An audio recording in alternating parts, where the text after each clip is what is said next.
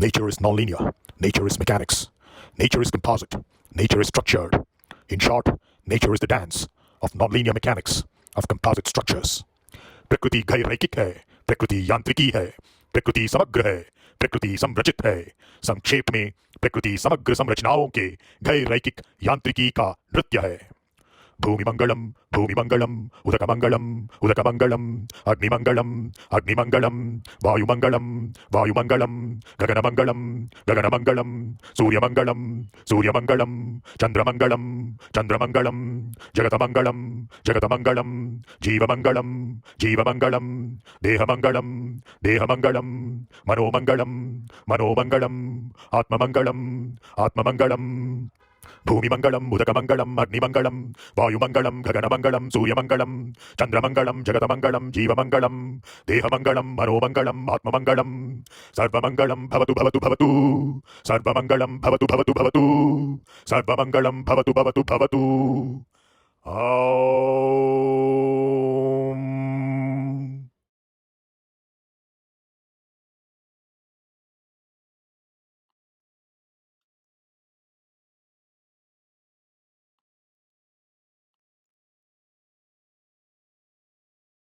Okay, so before I start sharing my screen, thanks everybody. I think I've covered everybody. Have I left out anybody?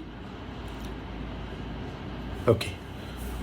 So, very interesting points brought out by all of you, especially those related to material nonlinearity and geometric nonlinearity. There might be some of you in the class who do not understand these topics. Don't worry, because all that will be covered in the course. So, some of your friends might have certain experience either through their research or through their reading about certain aspects related to the nonlinearity of what is going to be discussed in this course related to the mechanics of composite structures. But more importantly, we need to understand to start with what is the basic aspects of nonlinearity. And also, as mentioned in the introductory emails, as well as the scheme of instructions book, you would have seen that there's no prerequisite of any understanding of nonlinearity. That's something that we are trying to cover in this course, whereas there is a prerequisite of the analysis and design of composite structures, some basic understanding of composites. Looks like some of you do not have that background either. So I would strongly suggest that you credit or at least audit the other course going on in parallel, which is the analysis and design of composites, which is just 100 levels below this, 352. This is the course number for what we are having right now. But 252 is the course number for the analysis and design of composites. So if you can audit or credit that, then you could probably get some exposure. Also, in the last semester, I taught a course, flight vehicle structures, and I think about half or less than half the class has attended that course. So they would have certain exposure to certain aspects which are also essential for this course. So I would strongly urge those of you who didn't take flight vehicle structures with me last semester to actually check out the videos on YouTube. It's the same channel where I'm posting these videos of this course lectures as well. So on the same channel, you can look for the playlist on flight vehicle structures and cover those relevant videos. You can just forward things that you already aware of and focus on the aspects of composites which will be essential for this course, because I'll not be covering the basic aspects of composites. In the last class, I gave a motivation in terms of understanding what composites are, why it is important, and the motivation both from a mechanical application perspective, why especially in aerospace engineering it's so important to use composites. And also I discussed with you from an economical motivation why it's so important for us in the academia also to learn composites, because that's where the entire aerospace materials industry is heading towards a very fast growth rate. Already many aircraft are using 50% or more of composites. So and this is by volume. So you would see that this is going to be increasing further and further as we go, and that's going to bring in a huge weight reduction as well. So it's important that we understand certain basic aspects of composites so that you'll be able to understand certain things which are taught as part of this course. So now you would have a long break after today's class, Thursday, Friday, Saturday, Sunday, before Monday's class. So these 4 days I would urge as those of you who have no exposure to composites to at least go through some of these lectures on the same channel and see the flight vehicle structures course lectures and get to speed on certain aspects of composites. Or you could do any reading on the basic books on composites by Gibson, Jones. These are all mechanics of composites books. Some basic first 1 or 2 chapters should cover most of the requirements from this course's prerequisite point of view. So we will look at in today's class itself what we understand by each one of these terms that we have in the course title, Nonlinear Mechanics of Composite Structures. It's good that as far as nonlinearity is concerned, many of you have high level understanding from your own backgrounds, and very interestingly, some of you like Khwaja and Subhashish brought about the principle of superposition into picture. That's very important because the most basic understanding that most people have of linear is the proportionality factor. The proportionality factor will work with linear algebraic equations, but even there, if you bring in, for example, y is equal to mx, where y is the output and x is the input, if it's a, let's say, a single variable, both y and x, it's not a matrix equation, y is equal to mx, all three being scalar quantities, then you see that where m is a constant, then y is proportional to x and therefore it is linear. But if you introduce even one additional term, y is equal to mx plus c, you know that where c is also a constant, which is the y-intercept, if you draw a straight line on a graph, you would see that that is still a linear equation, but y and x are no longer proportional. You can check out. So for any m and c, as long as c is non-zero, you would see that y and x are no longer proportional once you introduce the non-zero y-intercept or non-zero x-intercept for that matter. So y is no longer proportional to x. So the proportionality is an example of a linear model, but it's not, does not cover the entire gamut. So next, if we look at differential equations also, as many of you would already know from even your undergrad or even your 11th and 12th, some of you, there are linear differential equations. Where you do not have even a form like leave alone y is equal to mx plus c, even y is equal to mx, you don't have something like that. So the proportionality is no longer the case, and many linear differential equations can have a solution of let's say even an ordinary differential equation, y can be any arbitrary function of x, very complicated as well. So y can be a nonlinear function of x, but the governing differential equation from which you solved for y can be equation which is linear. So a linear equation can give rise to a nonlinear relationship between the output and the input. So it's important for us to understand linearity and therefore nonlinearity from an even higher perspective, and that's where what Subhashish and Khwaja mentioned, and probably some of you others as well, about the principle of superposition, which brings in two aspects to it. One is the additivity, and then there is a fallout of the additivity, which is multiplication by a constant. So in other words, if let's say particular you have x1 and x2 as two solutions, then you would have a x1 plus b x2 also as a solution where a and b are constants. Okay, so in other words, x1 plus x2 being a solution basically relates to additivity, and multiplication by a constant refers to the fact that it's a homogeneity, and therefore both put together is what the principle of superposition is about, and that will be valid for as a test case for all kinds of nonlinearities. but more from the perspective of the very language we have to understand, and that I think many of you brought about, which is very good. That linearity you saw basically is arising from the fact that it is derived from the word line, and therefore it's a straight line, and that proportionality factor that many of you talked about. So associated with a straight line as opposed to a curve, that's basically in a two-dimensional space, but it could be in a three-dimensional space where you can have two independent variables, or n-dimensional space where you have one of the outputs which is function of the n minus one other variables in a linear fashion, where the principle of superposition holds. But that's the most basic algebraic understanding of it, where it denotes anything which is involving or arranged in a straight line. But going a little further, we have to look at it as a designation which is involving certain equations whose terms are not in the first degree, and that's where the principle of superposition becomes relevant, because it will be something that is a valid test not only for linear algebraic equations, but linear differential equations, linear integral equations, or linear algebraic integro-differential equations. You could have combination in a single equation, you could have integrations, differentiation, algebraic aspects, etc. So you would still have to have something which is a valid test in that.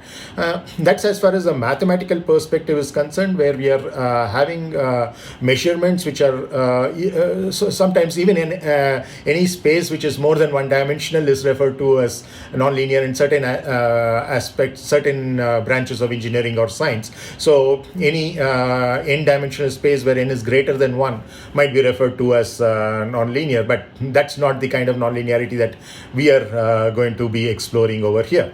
Now, that's as far as the math aspect is concerned. From the physics aspect, it's basically involving what is nonlinear is something that is not linear, as we already saw, between two related quantities, which you can think of as the input and the output. That's basically a nonlinear network, but that we said is something that is valid at the equation level, not at the solution level.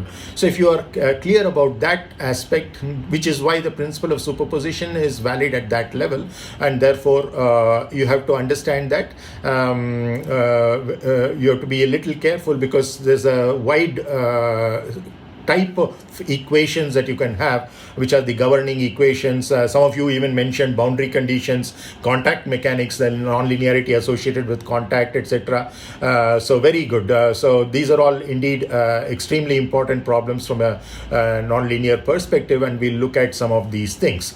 Our focus in the course, though, will be on geometric nonlinearities, which some of you already defined as the strain displacement relationship being nonlinear. For example, the simplest linear definition of a strain displacement in the longitudinal direction x, normal strain would be epsilon x or gamma xx equal to dou u by dou x, where gamma xx is the strain in the xx direction, so normal strain, and u is the displacement in the x direction. So that's a linear equation, even though the differentiation is involved, because the derivative of u is appearing as a first order power, so dou u by dou x. So on the other hand, if you had dou squared u by dou x squared, it would still be a linear equation, just that it's a second order equation, but the degree of the equation remains 1. On the other hand, if there's a term like dou u by dou x whole squared involved, then you have a nonlinearity that is there, either in the unknown variable u, which is the dependent variable, or its derivatives. If they are appearing as in a nonlinear fashion, then you have a nonlinear differential equation. So these are the things that we should be aware of. The second term that we are referring to in this course is mechanics. So we are talking of nonlinear mechanics of composite structures. So anybody quickly, I'll not go through the entire class because it'll take too much of time. So any volunteers who can tell me what mechanics is quickly?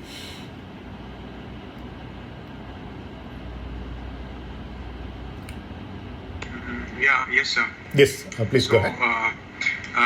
So, sir, we understand the effect of loads, that is forces and moments on a structure, and then we predict as to if that's the amount of force, load, then how the structure behave in terms of displacement, stress, strain, and things like that.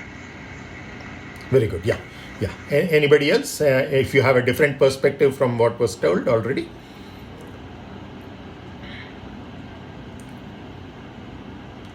Okay, so I think you brought out the right aspects to it. The key words are motion and forces over there in a generalized sense. Motion can involve not only rigid body like motions of translation and rotation, but also elastic motions, which are basically displacements which are occurring even if the CG of the body doesn't move, but still relative to each other points within the body, material points within the body move. So that's also a motion in some sense. And those motions we are studying with relation to the forces, which are also generalized, and generalized in the sense that forces can include the moments as well, distributed loadings, etc. And torques are also moments that are basically considered over there. Now again, in nonlinearity, you can think of linearity as a special case over there. So in general, it's unfortunate that we refer to certain branches as nonlinear mechanics or nonlinear science or nonlinear engineering, because as one or two of you already pointed out, everything in nature and also what engineers create are in general nonlinear systems. Yes, the nonlinearities involved in certain systems, like what Chetna mentioned about civil engineering structures, might be small in certain cases, but still the leading order term happens to be linear. But if you look at the exact behavior, then there is nonlinearity built into everything in nature as well as engineered structures. So it's even if I had called this course just as mechanics of composite structures, it would have been appropriate, because the real mechanics of composite structures is indeed nonlinear, and linearity is just a special case of that. And also the terminology is a little funny over here, that we have to define linear and then nonlinear, which is the more closer to reality. Because if you look at, even for that matter, you take an example of vegetarian and non-vegetarian. It's not that the non-vegetarians don't eat vegetation. In fact, most of the non-vegetarians eat most of the time vegetable or plant-based food. But still we call them non-vegetarian because they also take something other than vegetarian. So in that sense, a more appropriate terminology would have been probably like carnivorous and non-carnivorous for herbivorous situations. But unfortunately, that's how the languages have developed, and you see some of these issues involved with language. But that's besides the point over here. When you're talking about the second aspect here, that is nonlinear mechanics. In fact, there's a funny statement. I don't remember who exactly mentioned this, who when talking about nonlinear science was making fun of it by saying that it's like saying that zoology is the study of all non-elephant animals. So elephants are a very small class of zoology or the entire animal kingdom.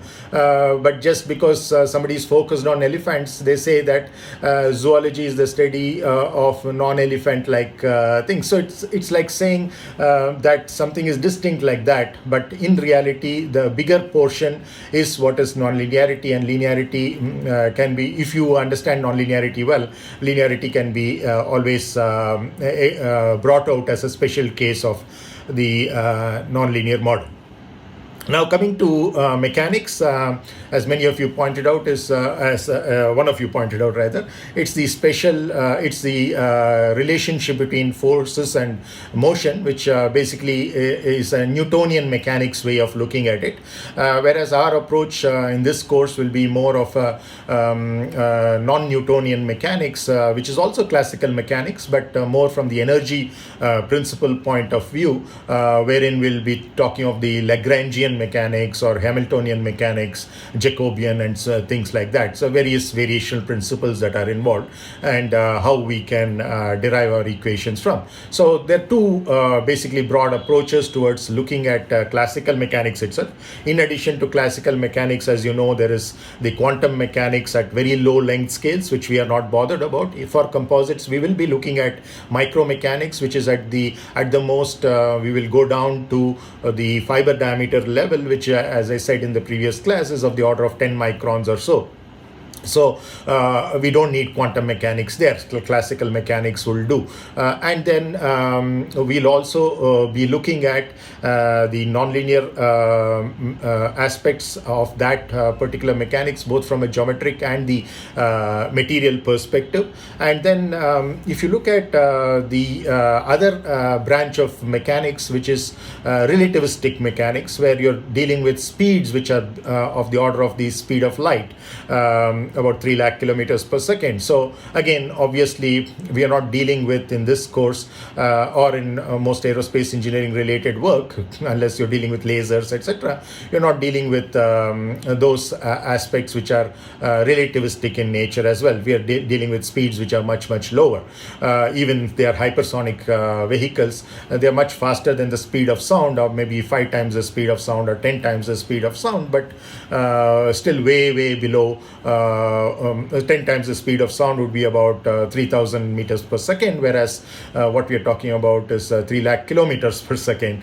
So it's a huge difference. So we are still not in the relativistic regimes. So our focus is on classical mechanics in this particular course, but mechanics in general is a branch, you can say, of it's more of applied mathematics, where you're applying the mathematics is to physics, a particular aspect of physics which deals with motion and forces. Then many of you would be also thinking about statics. So just like we said that linearity is a special case of non-linearity, statics is a special case of mechanics or dynamics in general, and we can always deal with that in a particular way, right? So then also the various connotations in the linguistic way of approaching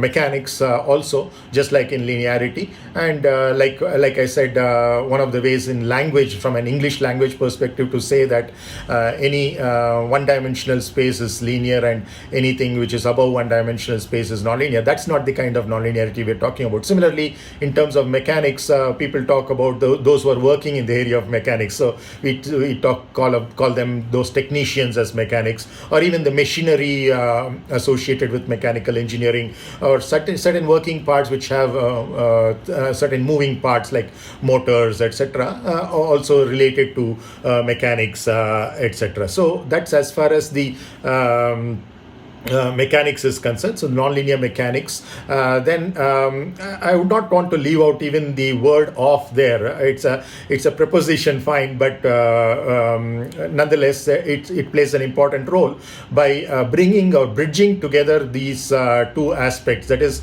we are having on the one hand nonlinear mechanics, on the other hand composite structures, and of is the word which is bridging these two as a preposition. From the word itself, it's a preposition, that it is before something. So it's just, you're telling nonlinear mechanics of something. So that object there is the composite structure, and we are looking at the nonlinear mechanics of that. So in general, we should also have prepositions and postpositions together, which are called as adpositions. But in general, most you don't have much of postpositions in English, so you would have mostly prepositions, and therefore of is such a preposition. So you're saying related to what aspect of this quantity, or that is the object composite structures, are we looking at. That is basically the nonlinear mechanics is what we are looking at. Then finally, Composites, again, we discussed to some extent in the last class, more from a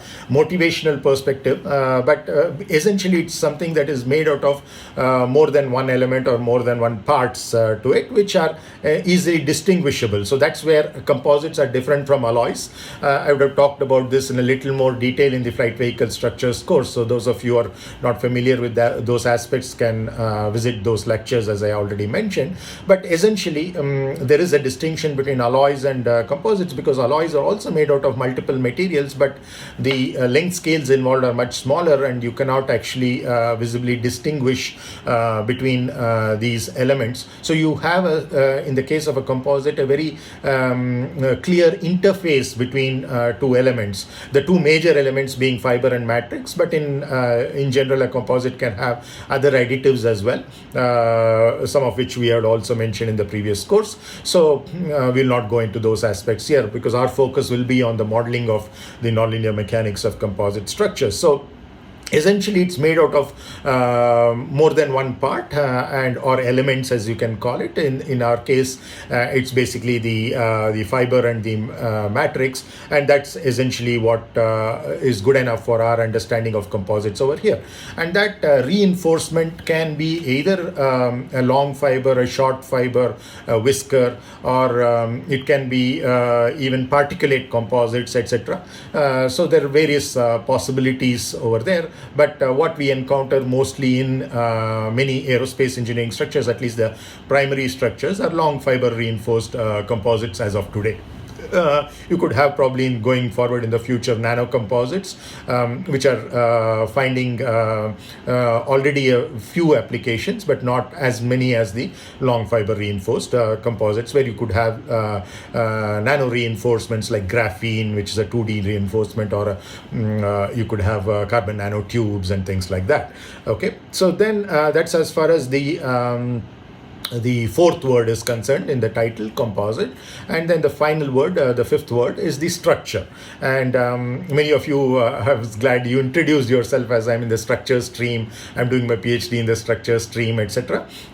So classically, the aerospace has been divided into four branches of propulsion, controls, aerodynamics, and structures. But these lines are thinning down today, and there are lots of people who are doing research. If at all it is high-end research, more often than not, it's involving interaction of at least two or more of these fields. That's where really a lot more needs to be understood. Each field has been understood so deeply. Not that there are no more problems in each one of them. There are a few, but not as many as they used to be in the past. So multidisciplinary approach is what is important in the aerospace scenario or flight vehicle scenario in general. So what we understand by structure, again, purely from a word perspective, it's basically the arrangement of relationships between these parts of elements. So already we talked about composite consisting of many elements, but even if you don't have a composite, so I already said linear will be considered as a special case of nonlinear. Then you would have statics considered as a special case of dynamics, and then you would have in the case of composites, you can think of isotropic materials like metals as a special case of that. Yes, there are certain additional complications that you can have with metals, which are like, for example, the plasticity that many of you mentioned, or post-yielding behavior that many of you mentioned, the stress-strain behavior, how even in the elastic regime, it can have a linear elastic portion to it and a non-linear elastic portion to it, etc. So all these possibilities are there. And when we are talking of composites, as I mentioned in the last class, there can be metal matrix composites also. And metal matrix composites, because of the matrix being metal, will have the issues or complications that general metals have in terms of getting into all of these non-linear elastic, then plastic or nearly plastic, or perfectly plastic, and eventual rupture. So all these things can happen even in a metal matrix composite, which is also in the purview of composite structures. But more often than not, we will be focusing on polymer matrix composites, where typically you'll have a brittle failure, and because of which material nonlinearity would not be as important as it is in a metallic structure or a metal matrix composite structure. So material linearity we will touch in here and there now and then, but that will not be the major focus of the course. The major focus of the course will be geometric nonlinearity, but it's also important that many of you mentioned, you understood that geometric nonlinearity is a nonlinearity in the relationship between strain and displacement, which are also illustrated through an example, gamma xx equal to dou u by dou x being a linear equation. But we can also see that the geometric nonlinearity in the 3D level, when you do dimensional reduction to arrive at beam-like models or shell-like models, which is what is the most important and useful thing in aerospace applications, because all typical components of an aircraft, whether it's the fuselage skin, the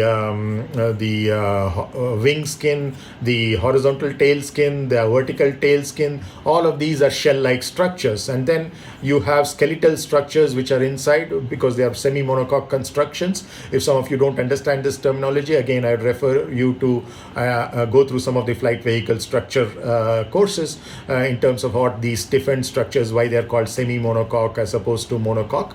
And coming back here, when you look at many of those stiffening structures, like the spars or the stringers, in the case of the wing, longerons, similarly in the case of the fuselage, also these stiffening structures are very long structures where the cross-sectional dimension is small compared to the length, or more appropriately, from a mathematically more rigorous point of view, we should not compare it with the length, but to the wavelength of deformation, and the wave where we are talking of the wavelengths which are of the dominant modes of vibration that are involved. And so we have to compare the cross-sectional size with the dominant wavelength of dominant modes wavelength, or if there are multiple modes, then the shortest of those wavelengths should still be much larger than the cross-sectional dimension. In such situations, you can reduce it to a one-dimensional model, which is a beam model. And beam we again refer to in a very generalized sense. We talk about beams not only in bending, which is what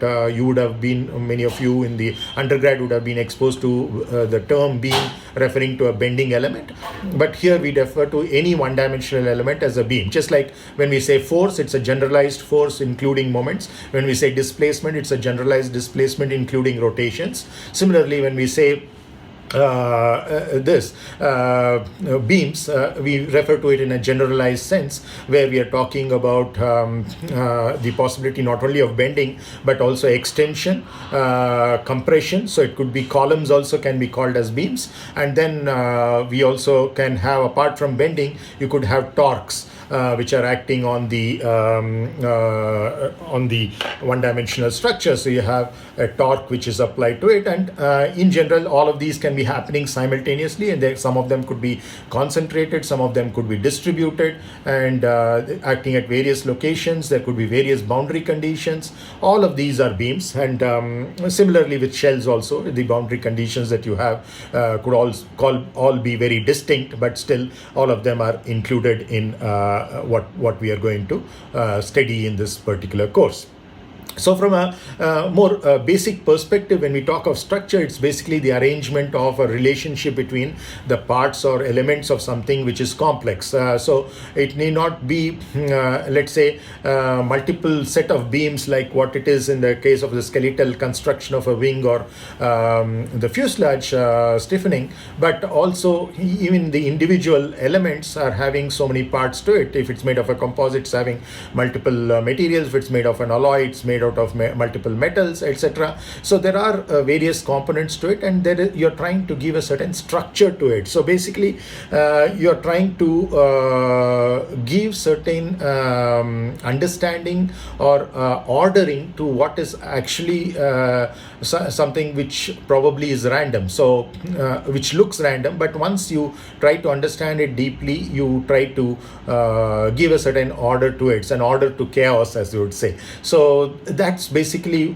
because today's chaos can be tomorrow's ordered subject, because it's from an understanding perspective that certain aspects of certain sciences or engineering remain the purview of chaos or chaos theory, but might slowly move over to as the understanding develops, as science develops, there are certain things which are moved out of the purview of chaos and into the regular ordered subject. So let me now probably share my screen with you, and then we will go on to summarizing what we just mentioned. So let me know when you see my screen. Are you able to see my screen? Yes. Okay. Yes. Thank you. Okay. So, as I said, we have this course title as A352.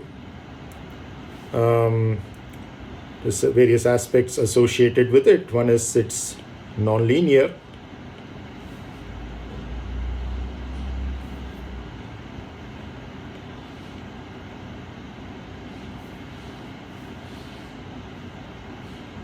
Oops.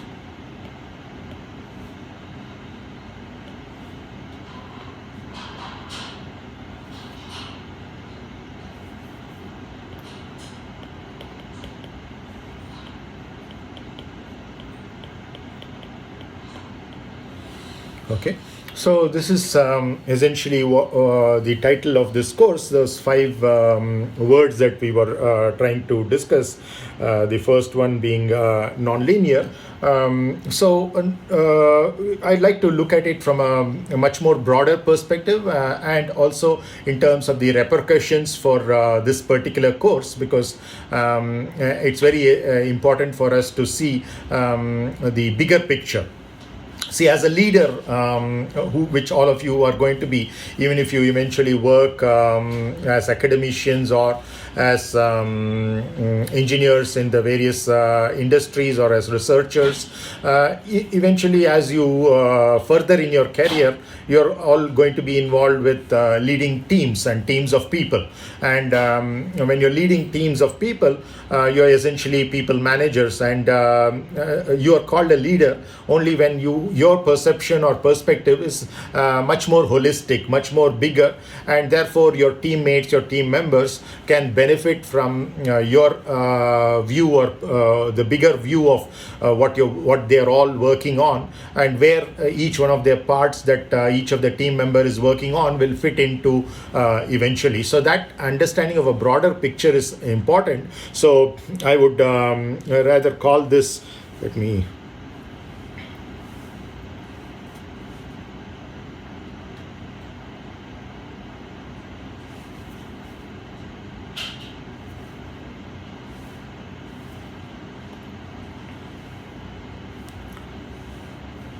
okay, so let me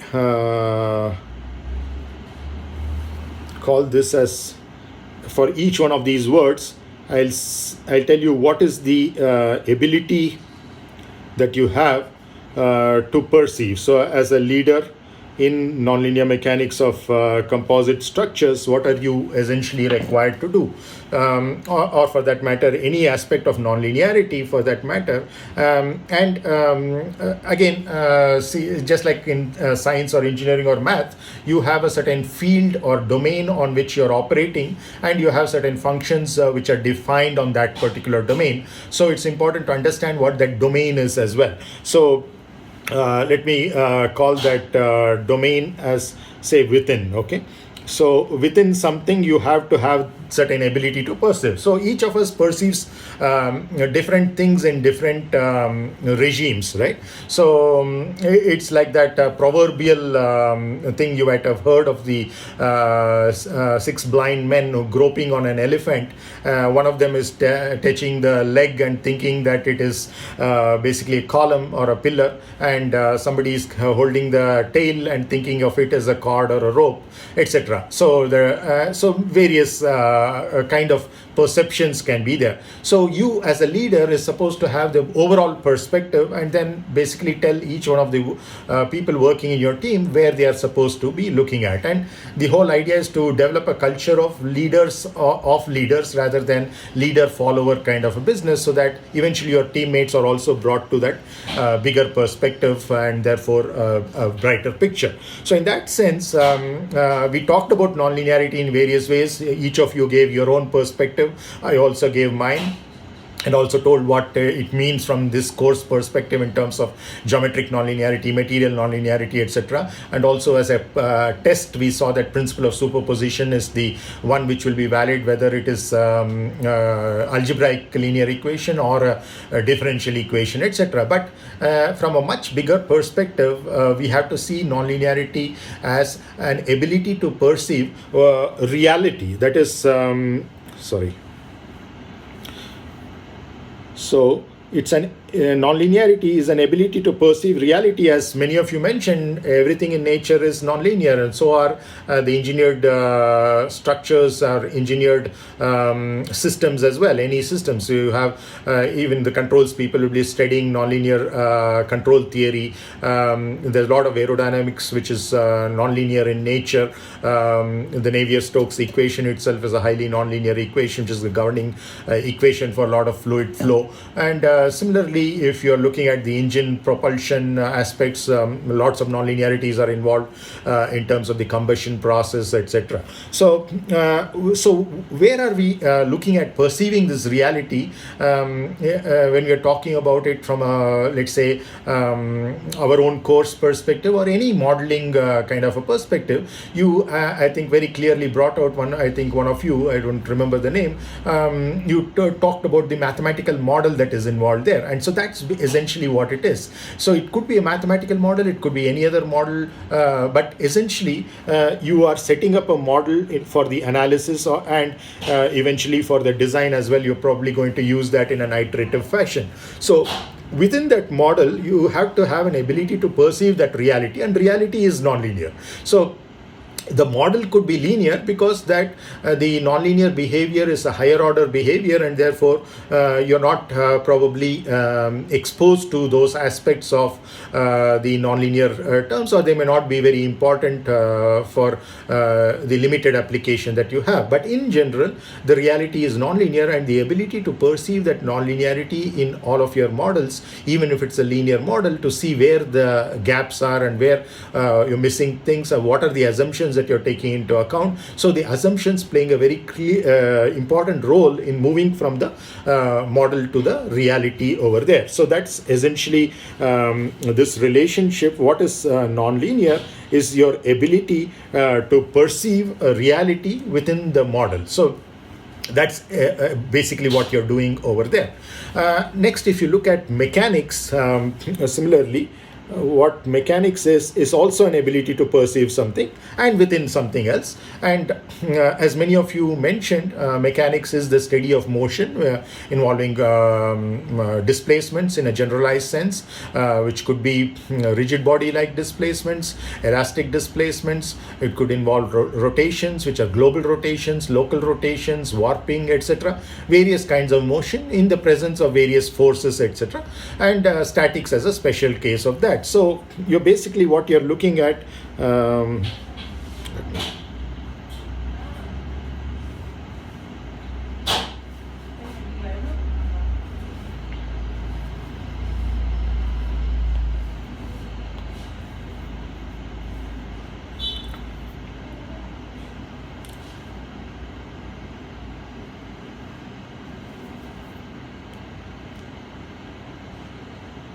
So let me just use a color code, red, saying that this is what all the those who are not yet leaders basically look at. So those who are not yet leaders look at it as a model, but you are looking at it as realities. For example, it said that a sculptor, when he looks at a stone, he already picturizes in his mind what is the three-dimensional sculpture that he's going to carve out of that stone. So what he's looking at is the act in the stone is basically what the end product is going to be. So in that sense, in the model, we know that it is a model, but still the ability to perceive that reality in the model, which means that the model has to be highly accurate. So it has to be a reliable model, by which we mean not only accurate but efficient as well. So that is the essence of that model being accurate, and therefore giving you an insight into what the reality could be. So that's essentially what you're seeing in the model. You're seeing the reality aspect to it. Similarly, as far as mechanics is concerned, for nonlinearity, the domain of operation is the model, whereas for mechanics, the domain of operation is motion, as many of you rightly pointed out.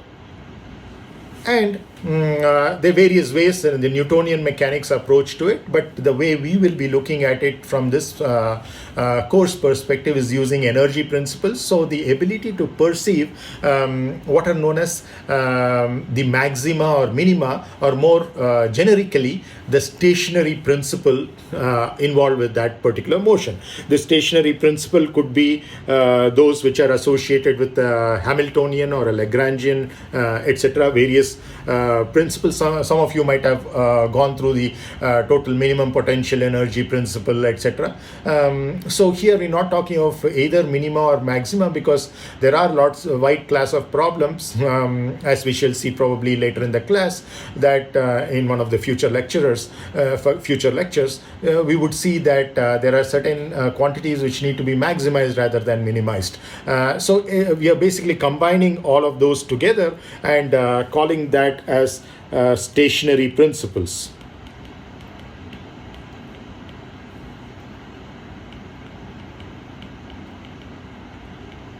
So we can think of mechanics as the ability to perceive stationary principles in motion.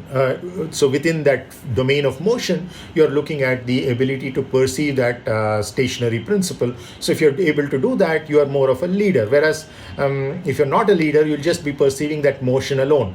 And the reason why I mentioned propulsion also is because thermodynamics is very closely connected to mechanics. The whole of thermodynamics, as you see, thermodynamics is essentially the motion of smaller length scale particles, and those particles, when they're moving around, that's their kinetic energy which creates the temperature. Temperature is a measure of that, and so that's what thermodynamics is all based upon. So essentially there is motion or dynamics involved over there as well. So many people consider thermodynamics, even though it's a separate topic, as a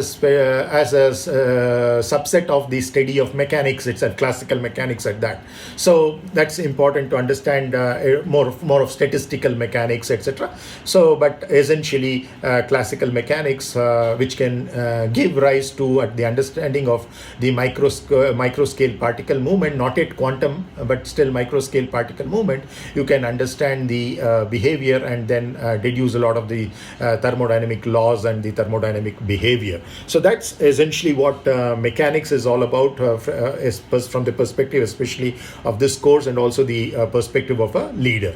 Then I would, as I said, not want to leave out your preposition. So probably I'll come back to that later once we are done with the whole thing. But essentially what we are talking about is the ability to perceive, okay, maybe I'll go in the order. So there's an ability to perceive the kinetic energy, which is again associated with motion, and then in that kinetic energy we should be able to perceive the potential energy involved. So that's because these energies are basically getting transacted between each other, and the ability to perceive that potential energy within the kinetic energy and vice versa is what we are actually looking at as the ability of a leader or ability of somebody who is able to help his whole team work towards a bigger goal, because the power of a team is much more than the power sum of the powers of the individuals who are a part of that team. So that synergy is essentially brought about by the holistic perspective of the leader, and that's basically what you're looking at over there. Next, let's look at the fourth term over here, which we discussed to some extent in the last class. So essentially, we are talking about, in the case of aerospace composites, it's especially long fiber composites, but in general, composites, as I said, are those which involve a very clear interface, and they are much more macro scale compared to the what you have in alloys. So in terms of the length scales that are involved of the individual components. So you have basically fibers and matrix, and we talked about their role in the previous class. The matrix holds the fiber provides the strength and stiffness in the tensile direction, and then once it's within the matrix provides the compressive strength, the shear strength, the transverse directional strength, etc. So then you of course have a laminate construction, etc. But essentially what we are talking about here, whether it's an alloy for that matter or a composite, is basically those individual elements. For example, if it's steel, the main element is iron, but then you could have many other alloying elements like cobalt, nickel, etc. Each one of them have their roles. So what is that role that is being played is what diversity is all about. So what I think many of you would have heard this concept of unity in diversity. So that's the leader's ability to perceive unity within that diversity. So the field in which you're operating is diversity. And that's all that those who are not capable of being leaders perceive, just that diversity aspect alone. You just look at the fiber alone, you look at the matrix alone, so you look at the voids alone or the additives alone, but you're not able to perceive what is the whole advantage of bringing all these together. And that's where the leader comes in and says there is a certain unity in this, and we will be looking at what is known as homogenization. Homogenization is an equivalent imaginary material that you come up with, which is going to have the similar behavior, overall behavior in the macro scale as the actual composite structure, which involves individual elements of fiber and matrix. So you're coming up for the sake of the mathematical model, which could be nonlinear, and nonlinear mechanics can be studied using that. You're trying to look at an imaginary material which is called as the equivalent homogenized material, because the actual composite is heterogeneous or non-homogeneous, which means it moving from one point to another point, the material properties are going to vary. So if you're going from one point to another point and material properties are varying, that heterogeneity is something very difficult to deal with in a mathematical model, especially when you do computational implementations. They can lead to very large number of degrees of freedom,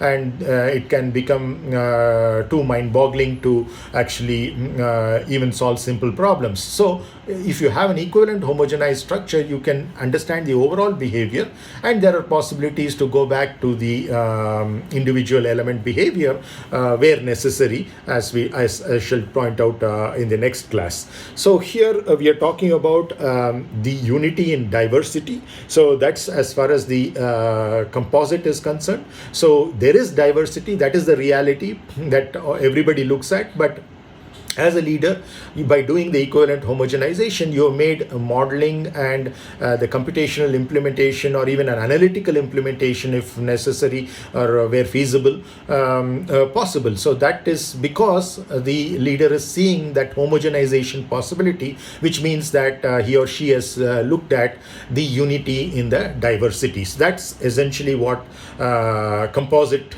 is all about from our perspective from this particular course. And then finally, we look at the fifth term in our topic or the title of the course, which is structures. And structure, again, oops.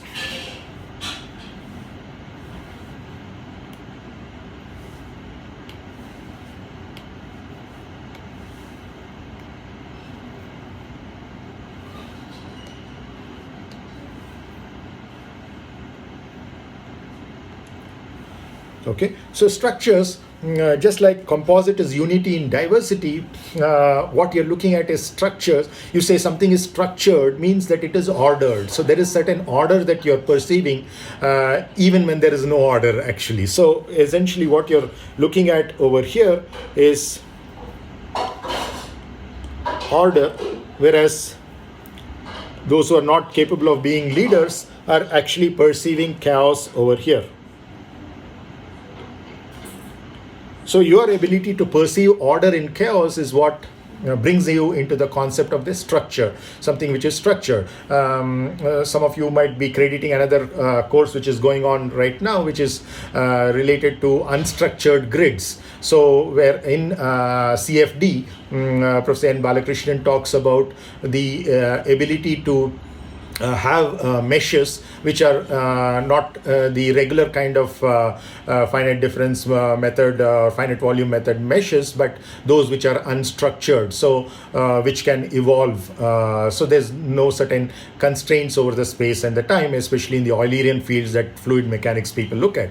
What we are looking at predominantly is in a Lagrangian field. But essentially, the basic principles of physics and mathematics remain the same. These are all boundaries that we have drawn. Just like the whole earth, there is no national boundaries as such for birds and things like that, which migrate quite often across national borders without passports and visas. Whereas for humans, we have made these demarcations. Similarly, between aerodynamics and structures, we made these artificial demarcations. But essentially, both are mechanics. Essentially, continuum mechanics is a study of both structures and fluids include both liquids and gases, including air, where aerodynamics is involved, etc. But to go deeper into a particular subject, you need these boundaries, and that's where all these divisions have come about.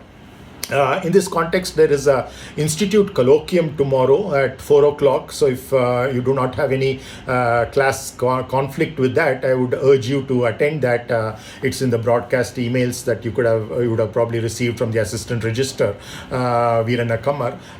It's about one of the chairs in IASC who is going to be talking about, he's from a chemical engineering background, but he's going to be talking about the interface between physical systems and biosystems. See, physical systems are those which have, where the objective or goal is to understand the general principles which govern as large a class of problems as possible. Whereas biosystems or biology essentially deals with specifics, what one specific organ or one specific tissue, one specific cell. And in these COVID times, we're talking about the dynamics of the virus, or in a more larger perspective, the HIV virus, influenza, etc. We are looking at are there bridges between these so that we can understand the dynamics of what is actually happening. And this will be a very interesting course for you to get a big leadership kind of a perspective, which will also be in line with what you're going to be talking about or listening to in this particular course, because you can see that there are about 13 to 15 courses which are being taught in the aerospace department this semester, and this happens to be the only 300 level course. So all the other courses are 200 level courses. So the 300 level basically means that it's a much higher level perspective that we are having over all that we already have gathered as knowledge in the 100 or 200 level courses, and we are trying to put that into perspective, in a holistic perspective. So which is why I would like you to keep this whatever we have deduced over here in terms of the ability to perceive, and within what, because and almost all of what you said as answers to the very first question that I asked about nonlinearity, you would actually see in some sense or the other fits into this fact that nonlinearity is nothing but the ability to perceive reality within a model. So that's essentially what we are doing. The details might differ, the specifics might differ, but as long as you understand this bigger picture, then it becomes very, very easy to look at those specific equations and the solutions that we are going to look at, the example applications that we are going to look at. All of those will become the derivations that we are going to do. All of that will become very, very clear if you always keep this in mind. This chart you could even put up on the walls of your room to understand the various aspects, because this is going to be useful not only from this course perspective, but for any other courses that you're doing, or even in your careers and beyond in life itself, because this broad understanding helps you deal with issues, so-called issues, in a much more holistic perspective. So with this, I think we've come to the end of today's class. We will take forward this on Monday, which is our next class. So see you all then. If some of you are willing to wait, then you can feel free to ask me any questions, which will also be recorded. And those who leave can always watch the recorded video on YouTube later to see what kind of interaction or discussion happened. So please feel free to leave. Those of you who have to catch up with lunch or other important things, and those of you who have any questions related to what we did in today's class, feel free to unmute yourself and ask me. Excuse me, sir. Yes, please go ahead. Sir, could you please explain the minimum wavelength of deformation? Okay, well, good question. So you see that typically the way a beam is defined is that if I call this as a beam, it could be a column, it could be a shaft which is undergoing torsion, or it could be the regular flexure in a beam, or it could be undergoing extension, or it could be a column which is undergoing compression. Whatever it is, we are calling it as a one-dimensional body, right? And we are giving it the name beam. Now, when can this particular structure qualify as a beam? It's just by looking at it, I cannot say whether it qualifies as a beam or not. I should also understand what kind of loads are acting on this particular subject, on this particular component. Let me just turn off my screen sharing so that I can be more visible. Yeah. Okay. So you see that, you see this pencil that I'm holding in my hand? Shravan? Yes, sir. Yeah. Okay. So so you see that if it's a statics problem with typical boundary conditions like simply supported or a cantilever, etc., then you would normally say, yes, this looks like a beam, right? So this is just by looking at it, by saying that the cross-sectional dimension is small compared to the length. If you probably divide the cross-section by the length, it's more than 10 times, so probably even more. So essentially you're saying that for all engineering purposes, I can model what in reality everything is a three-dimensional body, including this one, but now we can model this instead as a one-dimensional body if we can dimensionally reduce it from 3D to 1D in an appropriate way. Now, whether this qualifies as a beam or not in a statics problem is quite easy to see that yes, it does. But in a dynamics problem, what happens is that you will have, it could be impact kind of a situation, it could be a fatigue kind of a situation, it could be a regular vibration where it could be either a free vibration that is happening or a forced vibration. But in either case, any one of these cases, you would have various modes associated with those vibrations. Now, there are certain modes which are not at all observed, and because there are infinite number of modes, this being a continuous system, right? And it's not only flexural modes, it's torsional modes, it's the extension or compression modes. All of these are there, and in turn each one of them has the higher order modes. So what is happening in this case is that depending upon the boundary conditions, which includes not only the geometric conditions but also the loading conditions, you would have, and how they vary with respect to time. Based on all of these, there will be certain modes which will be dominant. So those dominant modes will have certain frequencies, natural frequencies associated with them, and they will have certain mode shapes associated with them, what we call as the eigenvalues and the eigenfunctions, right? So now these eigenfunctions, if you're looking at it in a discrete way, it would be an eigenvector, right? So if you're modeling it using finite element, etc., where you are not having infinite degrees of freedom, but a very large number of degrees of freedom. But essentially what you're having is a number of modes, and you can identify based on the behavior of the structure, either through the model or through an experiment, which are the dominant modes. Now, if you have those dominant mode shapes, from the mode shape, you can get the wavelength. For example, if this is a sinusoidal mode shape that this has, you know that this is the wavelength that I'm actually having. So, in this, the behavior of this structure is going to drastically change in terms of how important the other two dimensions are. See, when I went from a 3D model to a 1D model, the 1D was along the length of this, which is the dominant dimension, which is the length. The other two dimensions being small are non-dominant directions, right? So those dimensions being non-dominant have been reduced to a point, and therefore you're now having a line or a curve, and that is what you're dealing with. But now, because the wavelength is shorter than the actual geometric length of the structure, that wavelength is what you have to compare the cross-sectional dimension with respect to. If this wavelength is something like this, still you could have a beam, but not a long beam like what you had earlier. In a statics problem, an Euler-Bernoulli beam theory where transverse shear is not important could have been sufficient. Whereas for this short stubby beam, the Timoshenko-like theory, which is involving transverse shear, becomes important.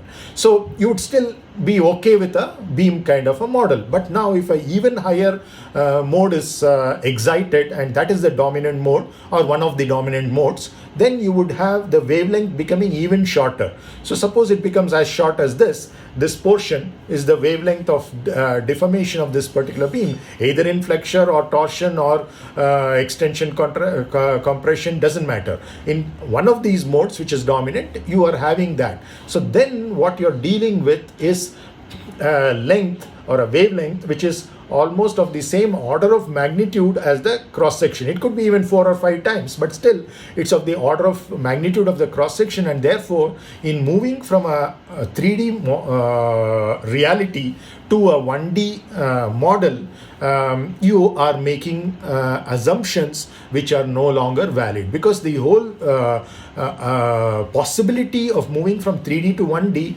was because of this small parameter, which is the ratio of the cross-sectional dimension to the wavelength of deformation, and that no longer is a small parameter, and therefore a beam model no longer holds good. So do you understand why wavelength is more important in a dynamics problem than the actual length of the structure? Same thing in the case of a plate or a shell also. The two dimensions have to be large compared to the thickness. That's okay for a statics problem, but for a dynamics problem, the wavelengths of deformation along the two surfaces, let's say in the wing, you have the chord direction and you have the span direction.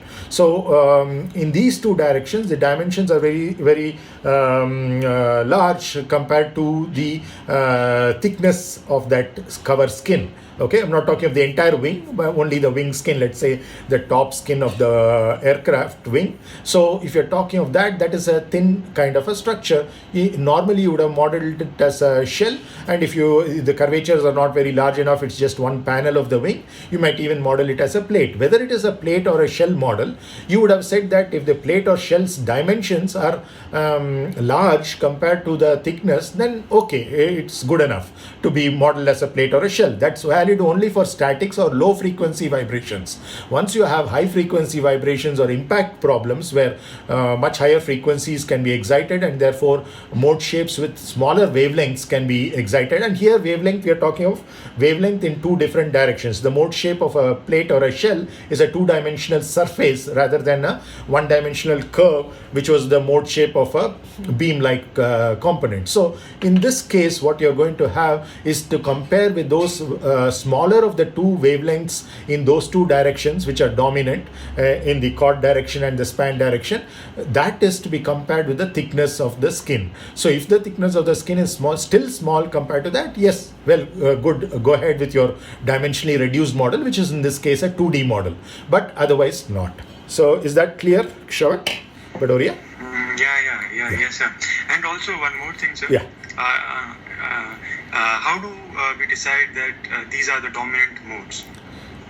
See, that's basically essentially you're doing a particular application. You have to go by application. So what you derive is two sets of theories. When you apply the variation asymptotic method, we will see that later on, more towards almost the end of this course. But since you asked, I'm just giving you a very, very brief answer to this. So you can have a certain set of results, which are the low frequency dynamics results, which can be applied even to statics problems, and certain high frequency dynamics results, which can be applied to the high frequency problems, including impact, etc. So now the very nature of the governing equations are very different from each of these, and obviously the solutions are also going to be quite different for both these cases. So you would then choose, depending upon the specific application, which of these to use. So you will have to see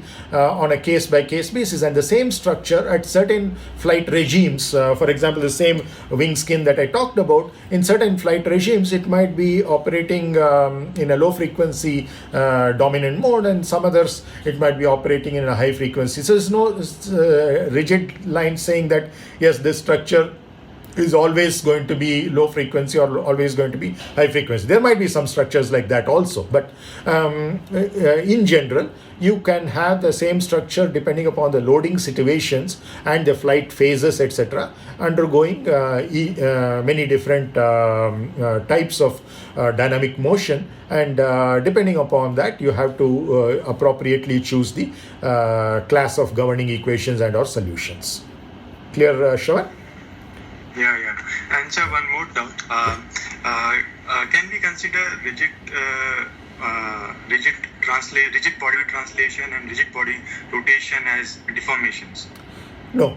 See, you're talking of generalized displacement in which the rigid body displacements and rotations are included. But again, I don't know from what perspective you're asking, because we talk of what are known as rigid body like displacements or rigid body like rotations, which are essentially of a cross section of a beam or of a thickness element of a plate or shell, which are all part of the displacement or the deformation, or it could be part of the rotations which are associated with the strain, the local rotations. But there are certain things which the body as a whole moves, where it's a true rigid body like motion, which can be a part of your origin. Yeah, it can be a part of your original model, but when you want to solve the eigenvalue problem, you'll have to eliminate those, otherwise you'll not be able to solve your eigenvalue problem. So you would be essentially eliminating those rigid body modes before you solve for the actual deformation behavior in dynamics. Okay, so rigid body translation and rotation, they are not considered as deformations. That's correct, yeah. Okay, thank you very much. They are part of generalized displacements, but not of deformation. Okay, so there's a distinction between displacement and deformation. Deformation Thank you so much. and rigid body motions are both part of generalized displacements. Yeah, anybody else? Hello, sir. Yes, Vashish. Sir, since there was a question regarding which is the dominant mode, Uh-huh. sir, cannot we just calculate the mode contribution Yes. in case of like discrete systems? We always go for the contribution of each mode and then sum up the whole solution. Yeah. So that gives us the dominant mode, right? Absolutely, yeah. That's what I meant when I said application based. You would have to determine those quantities, and then you would see that if the dominant modes are such that the mode shapes are having wavelengths which are of the order of the smaller dimension, which is the thickness of a shell or a cross-sectional dimension of a beam, in that case your whole result is erroneous. You have to go back and start the model again, not considering it as a shell or beam, treating it as a 3D body, and then rederiving the whole thing.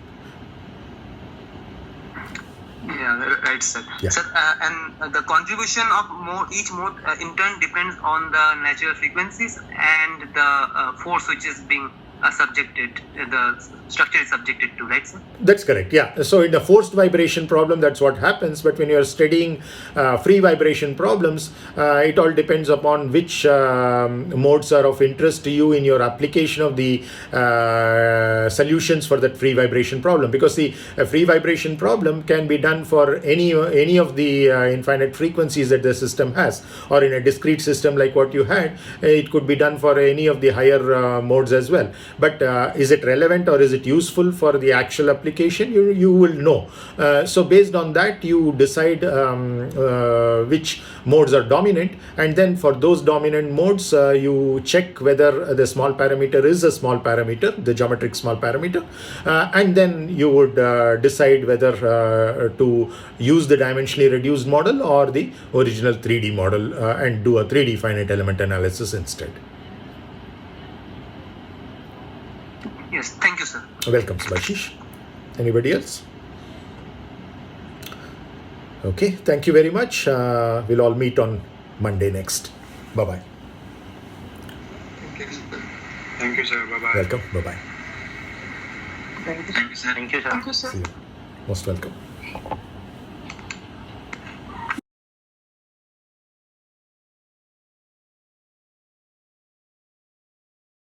On this course, maybe even before that, let's see if we have some new people joining us. Are there any?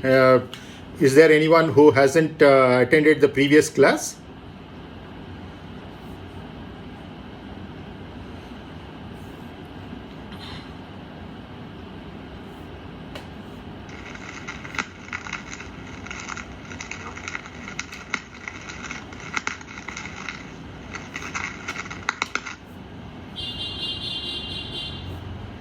Is there anyone who hasn't attended the previous class? Chandra Prakash, yeah. Can you please introduce yourself? You can switch on your video and tell us about your background and what you're doing right now.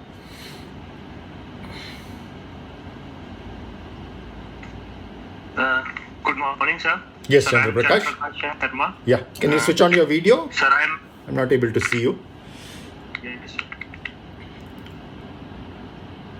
Actually, net problem in net is having problems, so sir, video is not. Okay, no, not an issue. Go ahead. Of good quality. Yeah. Please go ahead, Chandra Prakash. Sir, I'm new admission in aerospace PhD in structure. Sir, I did my master's from IIT Dhanbad.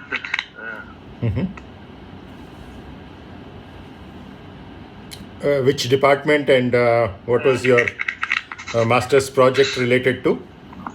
Sir, my department was it was in machine design, and my topic of project was multi-mode fracture analysis of prosthetic hip for critical life estimation. Okay, very interesting. So let's have the next one, Deep Ashwin Bhai Bakshi. Yes, sir. Good morning, sir. Good morning, Deep. So basically, sir, I completed my master's. Yeah, if you can switch on your video, that will be nice. Yeah, sure, sir. Yeah. Is it on? Not yet. Might take a couple of seconds. It's on, right? No, not. Oh, okay. We can see you now. Yes. Go ahead, Deep.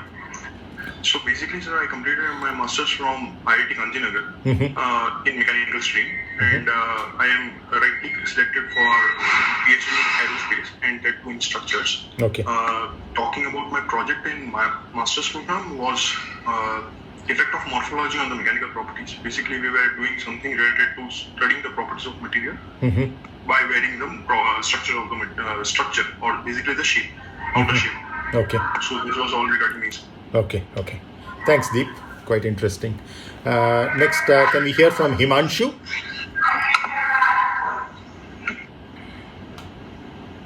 Hi, Himanshu. Finally, I see somebody having a beard like me. You're muted. My name is Himanshu. I am from Civil Engineering Department. I did my BTech from NIT Uttarakhand. And I'm PhD student, and my problem is on honeycomb sandwich structures. So I'm seeing a lot of insight in this course, so that's why I'm attending the class. I see. Okay. Thanks, Himanshu. Last time I think there were some issues with Kaja's microphone. Kaja, are you able to speak now? Yeah. Okay, good. Can you hear me? Yes, that's very clearly. So Kaja is our teaching assistant for this course. So he'll introduce himself. Go ahead, please, Kaja. Yeah, hello. I'm Khwaja. I'm a PhD student working with Professor Dinesh Kumar sir. So I will be the TA for this course. My topic will be on wrinkling analysis of ghost chamber structures. Those are membrane structures. So they can be composite also. So basically these are the structural instabilities in the structure. So I'll be the TA for this course. Yeah, thank you very much, Kaja. So as I mentioned in the previous class, I'd like this course to be as interactive as possible. So today's class we'll try to start with some more interactions. You've already introduced, most of you, the area that you have worked on previously, either for your BTech or MTech projects, etc.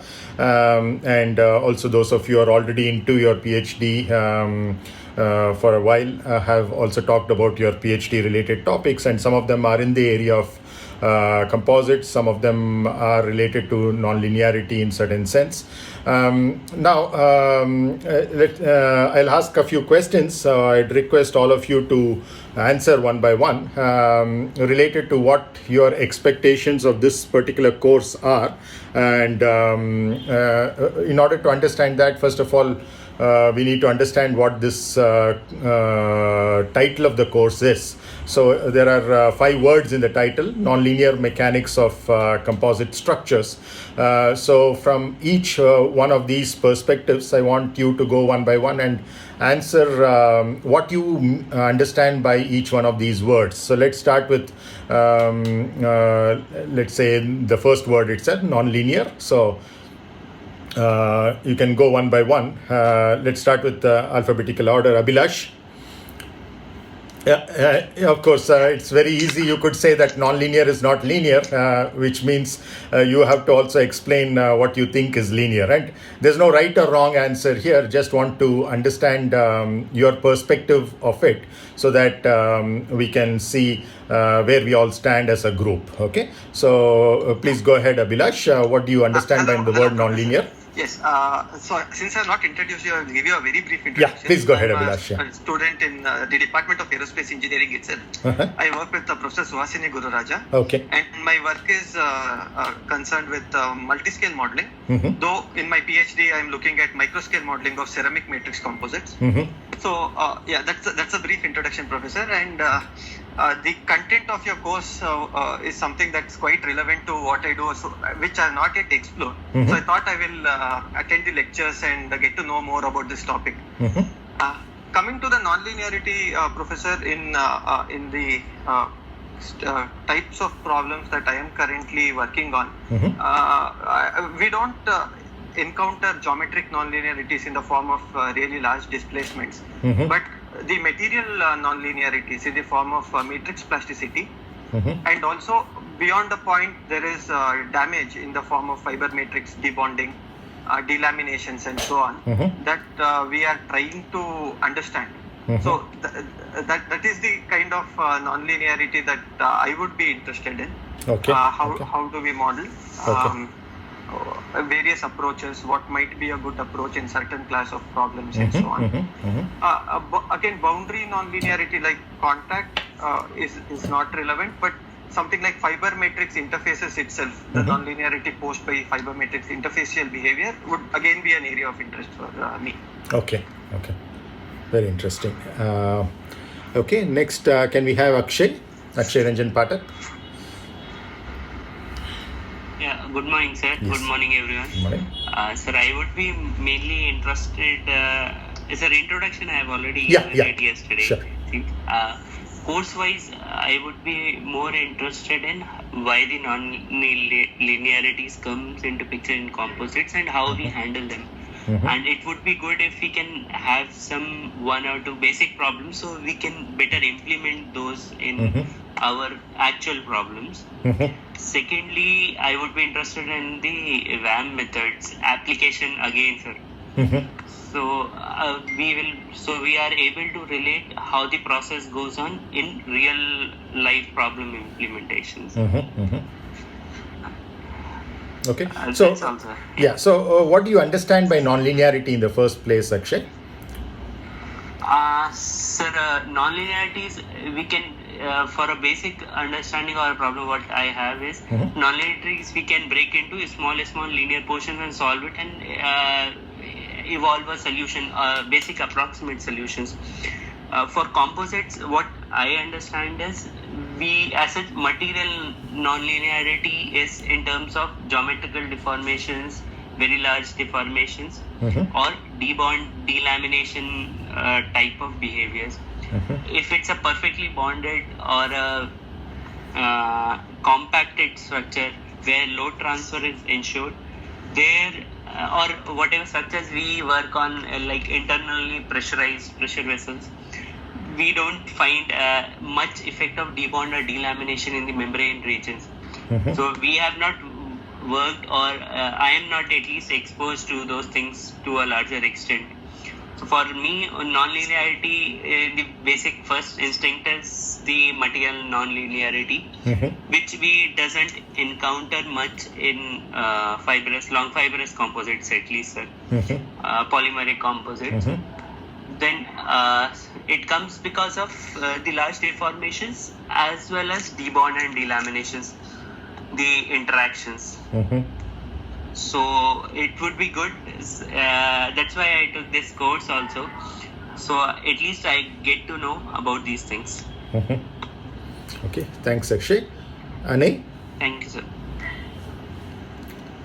Hello, sir. So I gave my brief intro yesterday. So for non-linear, the primary motivation has been like I've been part of like a student team, Aviskar Hyperloop. So in that, while we were trying to model our vehicle, like different aspects such as propulsion or vibration, so often the problem itself was very difficult, and what the solution that we sort of arrived at was like, say, choose a steady state solution and then like have some small linear variations across it. So such a solution, like I've also applied it in like heat exchangers. It's like very limited in a sense. It only covers a very small spectrum of like the possible solution to the problem. So this non-linear methods is something that I had like in my mind during undergraduate as something that I wanted to explore. So that is sort of the primary motivation in taking up this course. Okay, thank you. Next, Anubhav.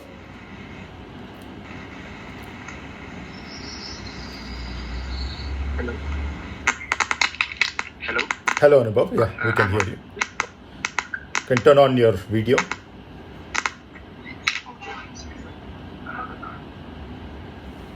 Yes, Anubhav. Yeah. Yeah. So what do you understand by the term nonlinear? Sir. Yeah. Okay. So previously I done the okay. So it is 1 second, sir.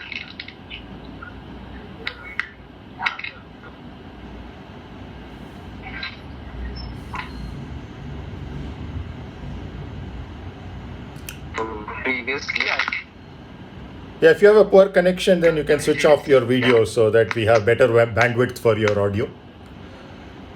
okay. Hello. Yeah, I think it's better. So just quickly, what do you think we mean by nonlinear?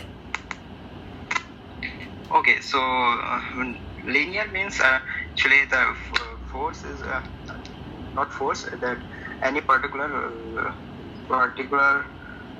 specific properties is directly proportional to other properties, and non-linear means that is there is some deformation, or there is some means some obstacle in the non-linearity. So I want to know more in VAM analysis. So that is my core goal in this subject. Okay. Yeah. Thanks, Anubhav. Next, Fanendra. Good morning, sir. Morning. So when I hear the term non-linearity, I can relate to the constitutive relationship which relates the stress and strain of the material which we are going to design. So I am more interested in knowing the relationship which can define the different materials, because it varies for different materials which we will be developing. So this is the first thing which comes to my mind when I hear the word non-linear. Okay. Thank you. Next, can we have Chandra Prakash? Good morning, sir. Sir, what I understand by sir non-linearity is that sir, the properties of composite, the various parameters for the analysis of composite, that is stress and strain, are not directly in linear relationship with each other. Means the fracture, the failure of the material, like the various parameters are not directly linear. This is my understanding of non-linearity, sir. Okay. All right. Thanks, Chandra. Chetna.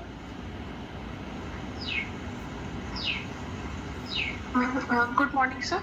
Good morning, Chetna. As per my understanding, all of the problems that I have encountered till now, I am from a civil engineering background. So most of the problems in design and analysis that I have come across, they involve a linear relationship or a direct relationship between stress and strain. As per my understanding, the non-linearity would involve more complicated functional relationships between stress and strain. And I think I would like to understand non-linearity from that perspective, from the perspective of the constitutive laws in themselves. Okay. That is my perspective. Thank you. Yeah. Thank you, Chetna. Harshit. Am I audible, sir? Yes, Harshit. Yeah. Yeah.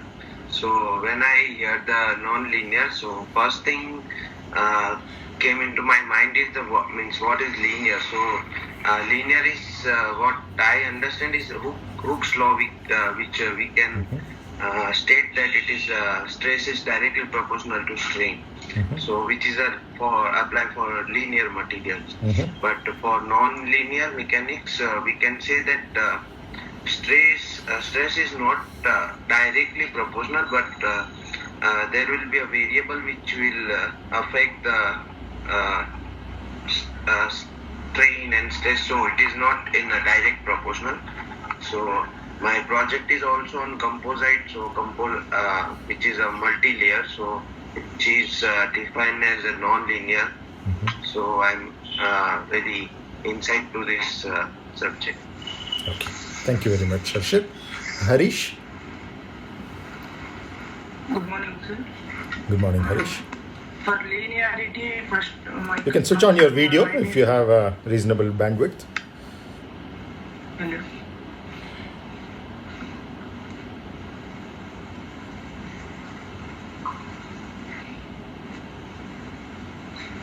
I'm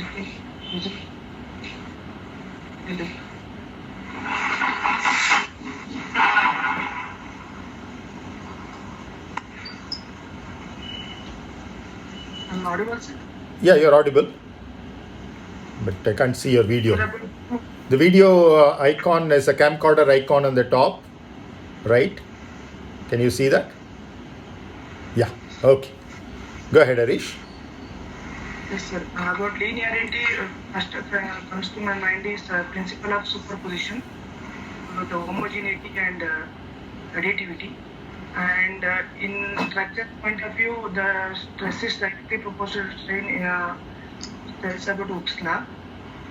But non-linearity, I have to study these subjects. Okay, fine. Himanshu? Hello. Yes, Himanshu. Yes. Am I audible? Yes, Himanshu, we can hear you. So first thing that came in my mind after listening to non-linearity is like. Can turn on your video. I request all of you whenever.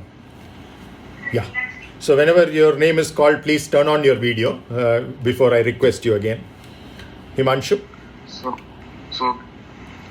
before material fails, it goes in a very not the analysis that we have done linearly. It don't follow like just after the linearity it fails. So it follows a different path.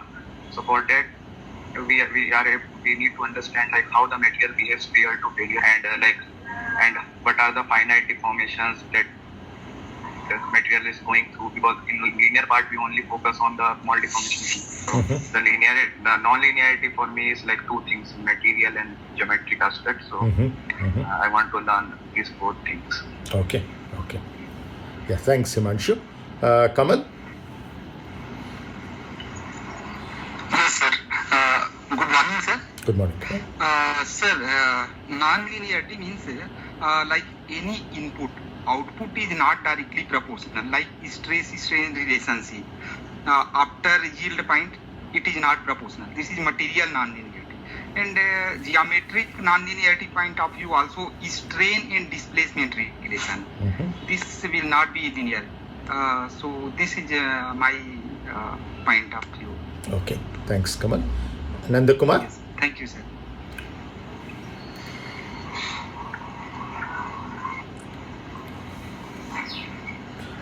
You're still muted, Nanda Kumar. Good morning, sir. Good morning. Yeah.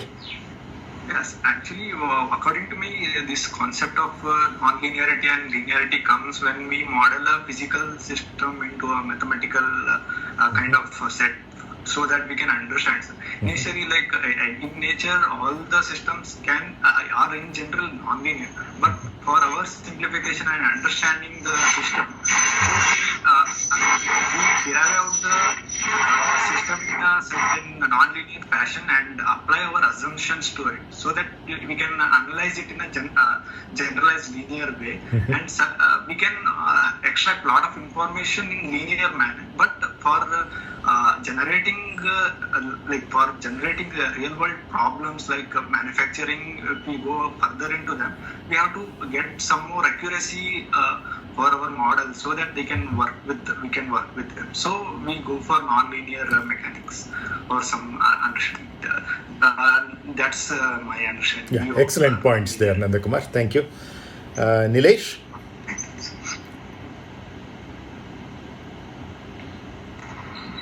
Hello, sir. Yes, Nilesh. Yeah, go ahead, please. So actually, my current understanding about non-linearity is related to two terms.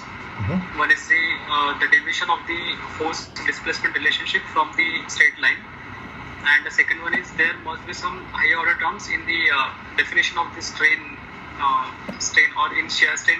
We are just learn up to the first degree. There might be some higher order degree also. So this is the only two things that are coming into my mind currently. Okay, thanks, Nilesh. Premay? Good afternoon, sir. Good afternoon, Premay. Sir, what I understand of non-linearity is that, sir, the output is not proportional to the amount of input, And sir, what I know, non-linearity is from the view of sir geometric non-linearity, material non-linearity, and sir boundary condition non-linearity. Sir, in geometric non-linearity, basically sir, the response of the structure is sir like large deflection and rotation has some non-linear response on the structure. And sir, in material non-linearity, it is basically related to the constitutive equations, which makes the material non-linear. And so boundary condition non-linearity, sir, it is related to the contact mechanics. Sir, when the contact region changes. So this is what I know about the non-linearity, and that's it. Okay, thanks, Pramay. Ram Kiran.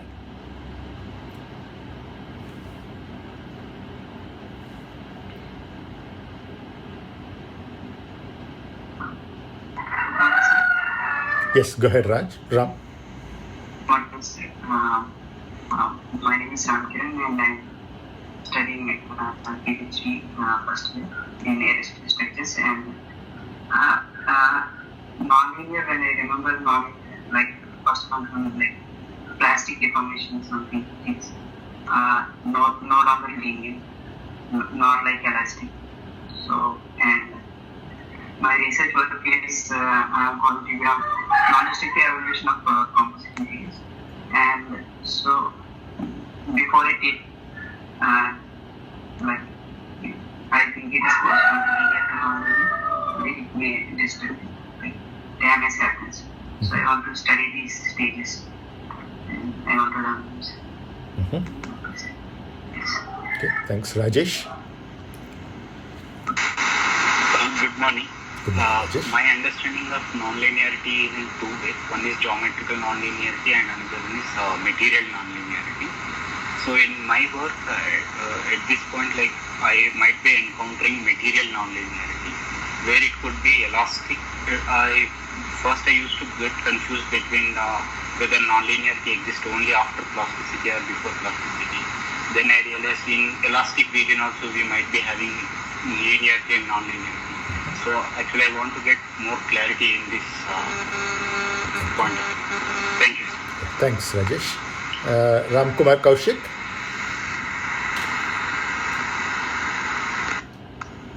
Hello, good afternoon, sir. Good afternoon, Ram. Yeah. Can you switch on your video? Hello, yes, sir. Yeah. Sir, good afternoon once again, sir. Actually, once I'm hearing this non-linear geometry, so in my mind it is coming.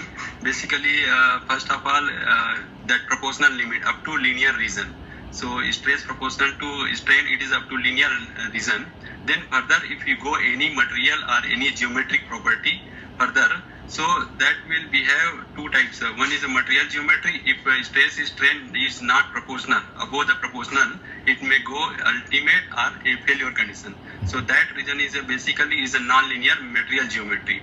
And second one is a geometric non-linearity. So any deflection or rotation is happening in physical part above their limit deflection or rotation. So that is a geometric non-linearity. So basically in these two types is coming in my mind in non-linearity. Okay, thanks, Ram. Ravi Kumar.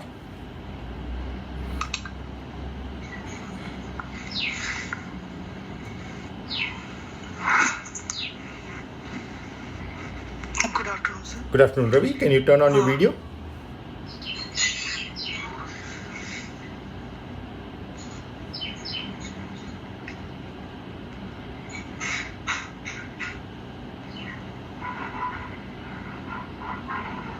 So my video is Okay, fine. Go ahead. Go ahead, Ravi. What do you understand by... Oh, yeah, we can see it. Yes, sir. Yeah. Through nonlinear term, I understand that in linear where we found that one properties or one function is directly proportional with respect to the other. If we take a tension test or where we found that inside the elastic region there is stress is directly proportional to strain, whereas after the proportional limit it goes to plasticity where strain is increases faster than the stress, and I have in my MTech work, I have done the nonlinear. I have characterized the nonlinear behavior of the metallic materials, where we found nonlinear behavior of material at different strain rate. When we increasing the strain rate, the normal material is starting showing the nonlinear behavior.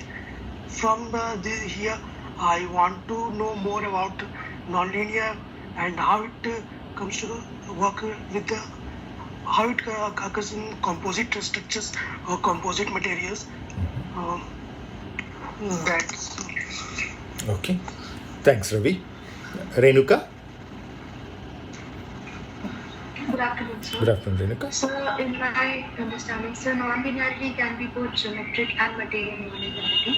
And in general terms, you can say that linearity is just a direct correlation between two physical properties, which can be expressed simply by some linear relation.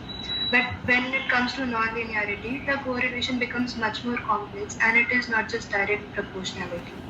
So by this course, I want to gain more understanding of both geometric and material non-linearity and the VAM portion also. Okay. Okay, Kaja? Hi, sir. So the term nonlinearity means I understand like mathematically it is which does not satisfy the superposition principle. But what is more important is nonlinear theory. How can a theory incorporate nonlinear effects? So that is what I am very much interested in this course. Okay, thanks, Kaja. Next, Shashidhar. Hello, sir. Can you hear me, sir? Yes, Shashidhar. Sorry, sir. I cannot turn on my video. Not an issue. Go ahead. Yeah. To give a brief introduction, I'm from Professor Swasini's lab. I'm a PhD student working here. So I basically work on buckling of composite structures. So wherein we have three length scales in numerical modeling aspect. One is microscale, mesoscale, and macroscale. So here, since it's a heterogeneous material and we have epoxy region surrounding the fiber, we basically deal with geometric nonlinearity aspect as well as material nonlinearity aspect in terms of matrix plasticity. So we basically under compressive loading conditions, there are certain aspects such as kinking that occurs in composite materials, which occurs mainly due to geometric nonlinearity. So my main interest is to see how we mathematically formulate in a heterogeneous material these sorts of geometric nonlinearity combined with the material nonlinearity aspects, so that we can at least have a sort of numerical solution to a given problem rather than running the whole NPI analysis for some simple structures. For example, beam resting on non-linear beam resting on non-linear elastic foundation sort of problems under Composite. Okay, thanks, Shashidhar. Shravan? Shravan Badoria?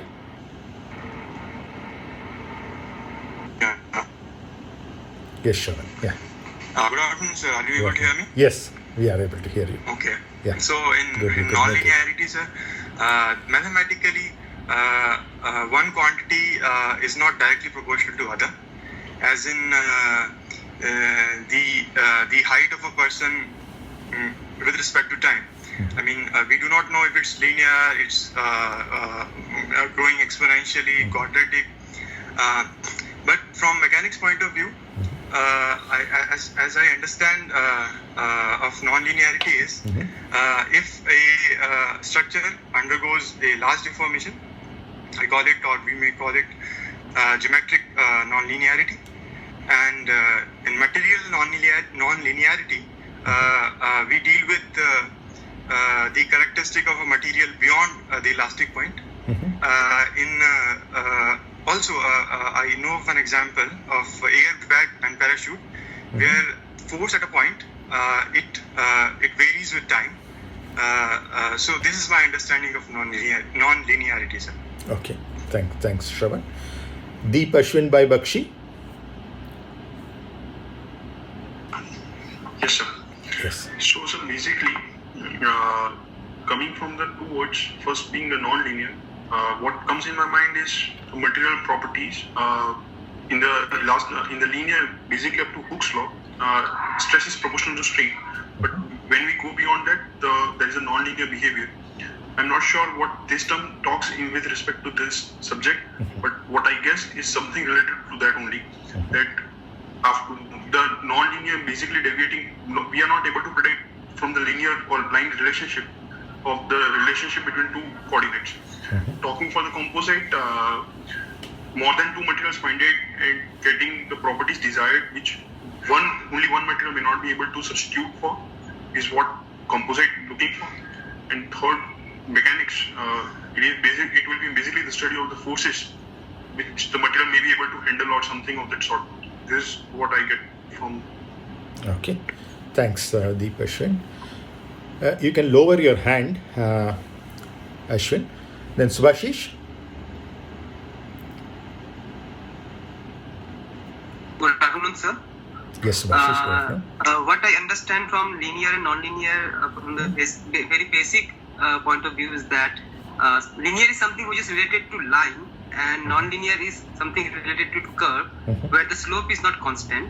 And in engineering, we deal with systems where we, as all of my friends have already said, that we deal with some input and output. And the relationship between input and output is what we study. If the relationship between the input and output is linear, that is directly proportional to each other, then we say that the system is linear. Whereas if they are not directly related to each other by a constant or by some messy function, then it is a non-linear system.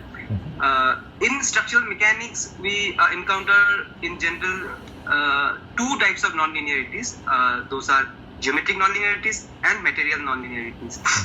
Geometric non-linearity is the non-linear relationship between the strain and displacements, whereas the material non-linearity comes in the constitutivity relationship.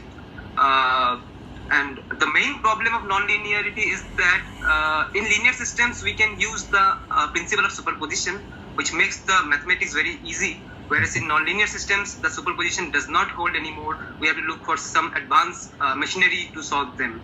So I'm actually looking forward to learn those machineries which we will use to solve these non-linear equations. Okay, excellent. Mrityunjaya mantraha. Thanks, Subhashish. Trambakam yajamahe sugandhim pushtivardhanam urvarukamiva bandhanan mrutyormuksheyamamrutat yete sahasramayutam pasha mrutyo martyaya hantave tan yajnasya mayaya sarvanavayajamahe mrityave swaha